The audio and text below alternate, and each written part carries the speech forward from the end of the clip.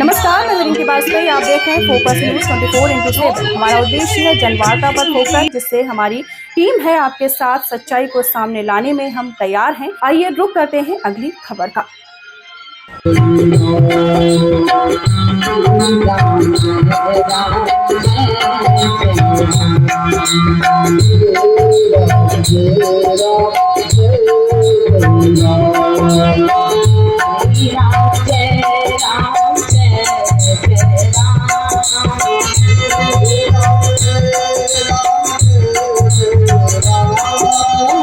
श्री राम जय राम जय जय राम।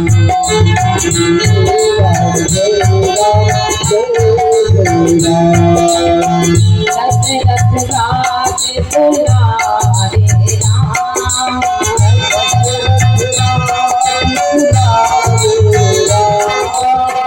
कौशल्या के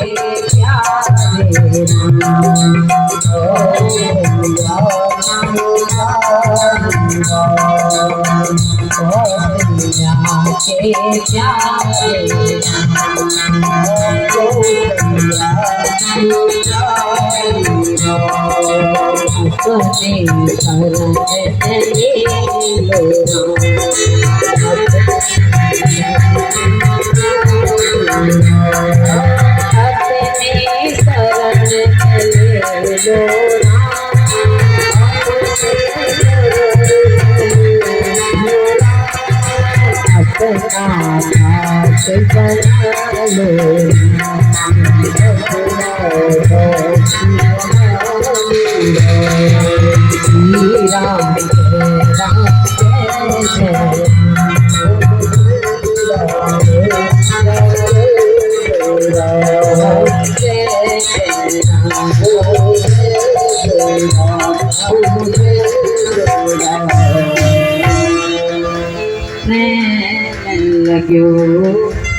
परमेश्वर सो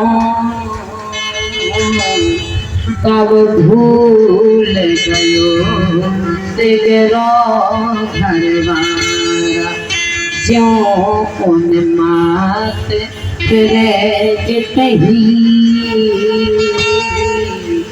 तितने न शरीर सवारा। श्वास को सांस उठे सबरो, चले अखंड धारा।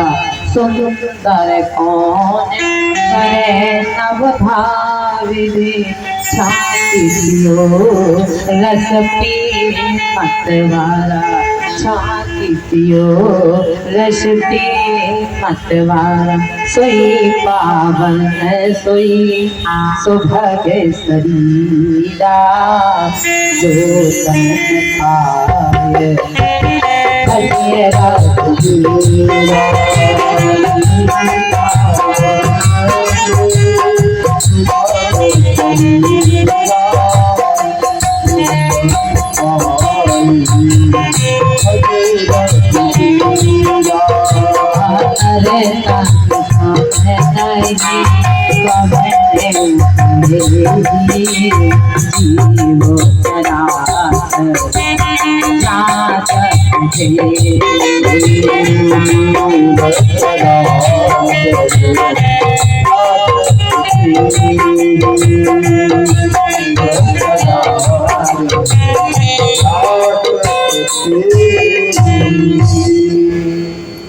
उत्तरकांड में कागभूषण जी महाराज कहते हैं, और देखना इसी उत्तरकांड से मुझे पार्वती जी का विवाह जोड़ना है। अब है हरि की इच्छा, भगवान के ऊपर है। हरि अनंत, हरि कथा अनंत। क्योंकि भाई जो आदेश आएगा तो उसका भी तो निभाना पड़ेगा। अब पार्वती जी की विदाई भगवान की इच्छा है, जोड़ना तो है ही है। और लाइन भी अपने देना है, क्योंकि मैंने यहीं से विषय उठाया था कि सोई पावन सोई सुभग शरीरा, जो तन पाए भजी रघुवीरा। भगवान अधमों को कैसे मिले, कल चर्चा थी। सर्वश्रेष्ठ ऊंचा उत्तम उत्तम कुल पुलस्त करना थी। हम और आप पत्थर की मूर्ति शंकर जी की बना करके, बालू की मूर्ति शंकर जी की बना करके पूजा करते हैं। उत्तम कुल वाले का भी शरीर बेकार हो गया। पूज्य बात गोस्वामी महाराज से लगाया क्यों? काभूषण जी महाराज जी से, काभूषण जी महाराज गरुड़ जी से कह रहे हैं क्यों ऐसा क्यों हुआ? बोले सोई पावन सोई भवे सरीसा,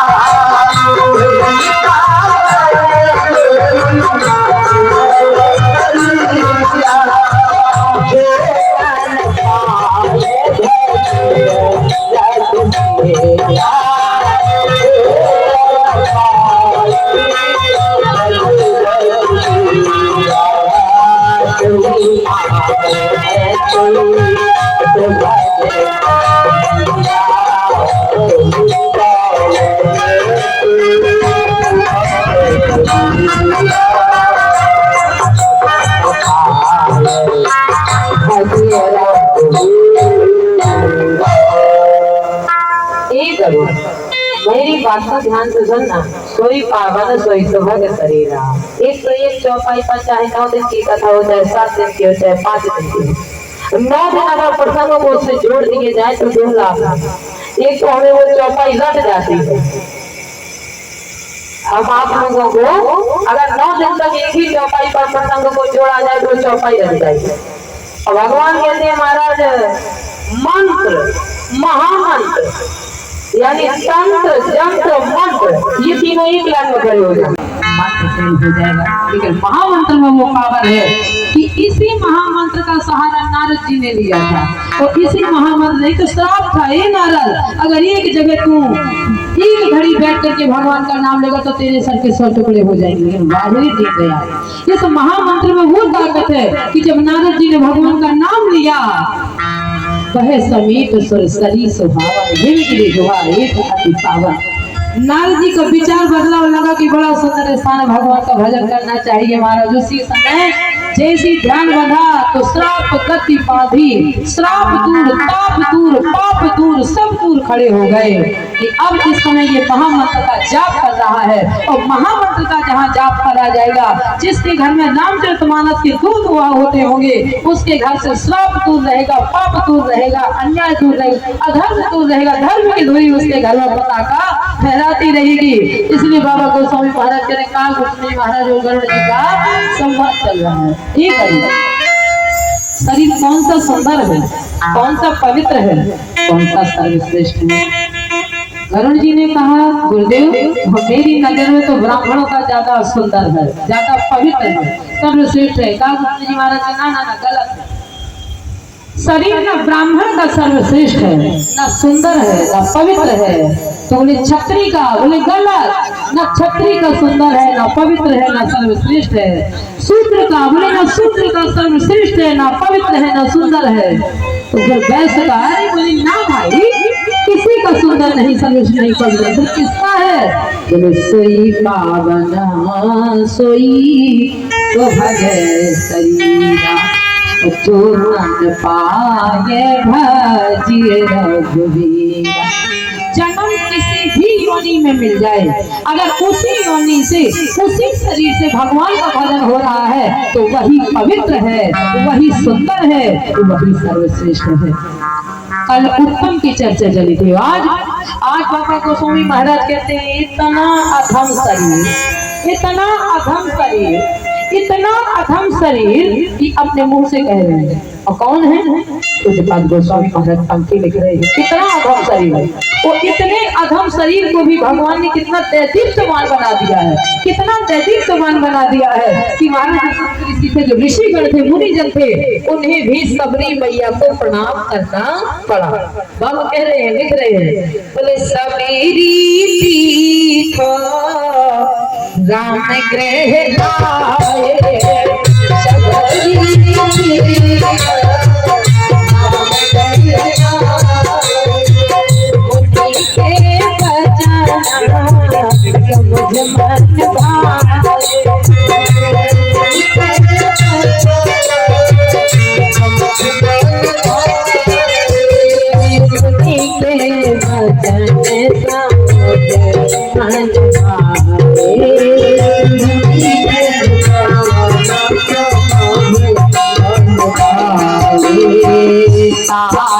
गति नाम तुम्हारा सबरी के नाम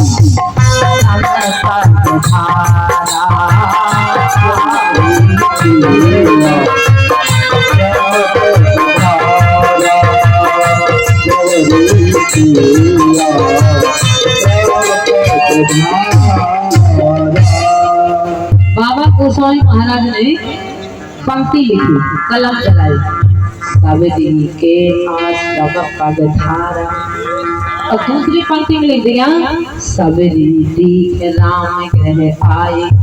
बाबा गोस्वामी महाराज से पूछा, बाबा एक बात बताइए, सबरी के घर में राम जी आए हैं या सबरी के आश्रम में राम जी आए हैं? आपने दो पंक्तियों का प्रयोग किया है। एक में आप लिख रहे हैं कि सबरी के आश्रम पगधारा, और दूसरी पंक्ति में आप कह रहे हैं सबरी दीख राम ग्रह आए। तो सबरी के आश्रम में राम जी आए हैं या सबरी के घर में राम जी आए हैं? यही नहीं समझ में आ रहा है कि राम जी आए कहाँ है। तो बाबा गोस्वामी महाराज कहते हैं, सुनो रे बाबरे, भगवान सबरी के आश्रम में भी आए हैं और भगवान सबरी के घर में भी आए हैं। तो एक साथ दो बातें कैसे हो सकती हैं? तो बोले महाराज, आप कह रहे कि सबरी के घर में भी राम आए हैं और सबरी के आश्रम में भी राम आए हैं, तो कैसे कैसे हो सकता है? पूज्य बात गोस्वामी महाराज कहते हैं, सबरी की कथा की ही तू चौपाई है, पूरी कथा सबरी की ही तू चौपाई है। तो बोले महाराज, सबरी के आश्रम में कैसे आए, घर में कैसे आए, इसके लिए तुम्हें सबरी की पूरी कथा सुननी पड़ेगी, तब पता चलेगा कि सबरी के घर में राम जी आए कि सबरी के आश्रम में राम जी आए। हाँ, और जैसे ही महाराज कहा, सबरी मैया छोटी से धीरे धीरे बड़ी हुई, कन्या भी अपने पिता के घर में धीरे धीरे बड़ी होती है। वही सती माता ने जाकर के हिमाचल के यहाँ अवतरित हो गई, धीरे धीरे बड़ी होने लगी। हिमाचल की पुत्री जब धीरे धीरे बड़ी हुई, तुम्हारा नारद जी के द्वारा अपने यहाँ भी कुंडली मिलाई जाती है, नाम मिलाया जाता है, गुण विचार नाड़ी मिल रही है कि नहीं। अगर नाड़ी नहीं मिल रही है तो शादी उस घर में उस लड़के से नहीं की जाएगी। विचार अगर नहीं मिल रहे हैं महाराज, गुण नहीं मिल रहे हैं, तो महाराज शादी उस घर में नहीं होगी। गुण मिल रही कि नहीं, नाड़ी मिल रही कि नहीं, तो महाराज इस तरह से नारद जी के द्वारा हिमाचल राजा ने अपनी बेटी के गुण बनवाने के लिए हस्त रेखा दिखवाई। महाराज, मेरी बिटिया की हस्त रेखा देखो, यहाँ सबरी मैया धीरे धीरे बड़ी हो रही है, और जैसे धीरे धीरे बड़ी हुई सबरी मैया, तो सबरी मैया के लिए हुई सुंदर वर देख करके, और सवर जात की बेटी थी, राजा सवर की बेटी थी। अच्छा, राजा होते हुए भी सबरी ने ये कैसे मन में ठान लिया? अच्छा, राजा तो राणा भी थे, लेकिन मीराबाई क्यों निकल गई घर छोड़ करके? बस बात एक है, कहते महाराज सबरी मैया की जैसे ही शादी का समय आया और चोटी गूंथने लगी मैया, तो मैया ने चोटी गूंथना शुरू किया, और चोटी गूंथते गूंथते सबरी ने चर्चा की, माँ एक बात बता, यही मीरा चर्चा कर रही है, माँ शादी होने के बाद फिर क्या होता है, फिर क्या होता है बताती जा रही, बेटे फिर तेरे बच्चे होंगे छोटे छोटे, फिर क्या होगा, फिर उन बच्चों को पाला जाएगा, फिर क्या होगा, फिर उन बच्चों को घर बसा दिया जाएगा, तेरी बहू आ जाएगी, फिर क्या होगा, फिर तू बूढ़ी हो जाएगी, फिर क्या होगा, फिर तू मर जाएगी, फिर मेरे पति का क्या होगा, तेरा पति भी मर जाएगा। ओह, ऐसा पति कि जो नस्ल मर जाए, नहीं नहीं, मैं तो अपने कान्हा को ही अपना पति रूप मान लूंगी। ये भक्ति है, भक्ति कब किसके आ जाए इसका कोई भरोसा नहीं। सबरी मैया ने कहा, मैया एक बात बता, ये जितने जानवर बांधे गए हैं, ये जानवर किसके लिए बांधे गए, क्यों बांधे गए हैं? मैया छोटी घूमते घूमते बोलती है, बेटी ये जानवर इसलिए बांधे गए हैं कि तेरी जो बारात आने वाली है, उस बारात में इन जानवरों का मांस रांधा जाएगा और पकाया जाएगा, और तेरे बारातियों के तेरे ब्याह में इन बारातियों के स्वागत में परोसा जाएगा। सबरी ने कहा, ओह, ऐसा विवाह ऐसा विवाह मैं करने वाली नहीं हूँ। सबरी मैया के दोनों हाथों में मेहंदी लगी हुई है और मेहंदी की लगे हुए हाथों में आधी रात के 12 बजे घर से निकल करके चली जाती है। चलते चलते पूज्यपाद गोस्वामी महाराज पढ़ते लिखते हैं, सबरी मैया का दर्शन कराते हैं। सबरी मैया कहाँ पहुंची? बाबा गोस्वामी महाराज कहते हैं सबरी जाते जाते पहुंची कहाँ? बोले चली जा रही है। और फिर कहाँ? जैसे धीरे धीरे पहुंची, बोले सबरी दिखे राम कह आए, सबरी के आश्रम पगधारा। तो सबरी गई कैसे? बोले महाराज सबरी ऐसे गई कि सबरी ने जिस पर अपना दृढ़ संकल्प मजबूत किया था उसे अपने बाग में देखा। और बाग में किसे देखा? बोले पूज्यपाद गोस्वामी महाराज कहते हैं एक दिन मारीच घूमते भ्रमण करते हुए जब आया तो जैसे ही मारीच को देखा, बाबा कहते हैं साहते गति राम उदारा, सबरी के आश्रम पगधारा। सबरी के बाद में अचेत अवस्था में जब मरीज पड़ा हुआ मिला तो सबरी मैया ने थोड़ा जल लिया और जल लेकर के उसके छींटा मारा, सचेत हुआ, आंखें खोल दी। आंखें खोल करके ऊपर करके चिता करके देखा, वाहिरे श्याम, मैंने वहां श्याम को देखा और यहाँ मैं श्यामा को देख रहा हूँ। सबरी ने कहा किस श्याम की बात करता है और किस श्यामा की बात करता है? बोले मैं उस श्याम की बात करता हूँ जिसने महाराज जो दशरथ जी के बेटे हैं, जिन्हें लोग राम कहते हैं, जिन्हें लोग भगवान कहते हैं, मैंने उस श्याम को देखा है। सबरी ने कहा भगवान, श्याम, राम। सबरी मैया के मन में वो संकल्प आ गया कि भगवान, अब भगवान से आज सबरी के वही विचार आए। मैं रात के 12 बजे जाकर रही हूँ घर से, लेकिन उस श्याम के सहारे, उस राम के सहारे जा रही हूँ। और चलते चलते घोर जंगल में मतंग ऋषि के आश्रम में पदार्पण हुआ। जैसे ही मतंग ऋषि का आश्रम मिला, मतंग ऋषि ने देखा बेटी तू कौन है, तू कहाँ से आई है? रात को 12 बजा है। सबरी ने अपनी सारी कथा मतंग ऋषि को सुना दी। बाबा गोस्वामी महाराज कहते हैं मतंग ऋषि का नाम नहीं आया। कब तक?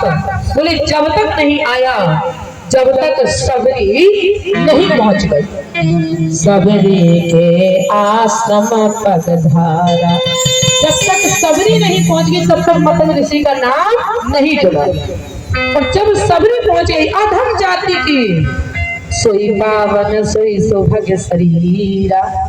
अब सबरी ने जो चर्चा मतंग ऋषि से की है तो शरीर वही पावन है जिससे भगवान की चर्चा हो, भगवान के गुणानुवाद हो, भगवान के नाम सुने जाते हो, भगवान का संकीर्तन किया जाता हो, भगवान के पद मार्गों पर चला जाता हो। कैसे?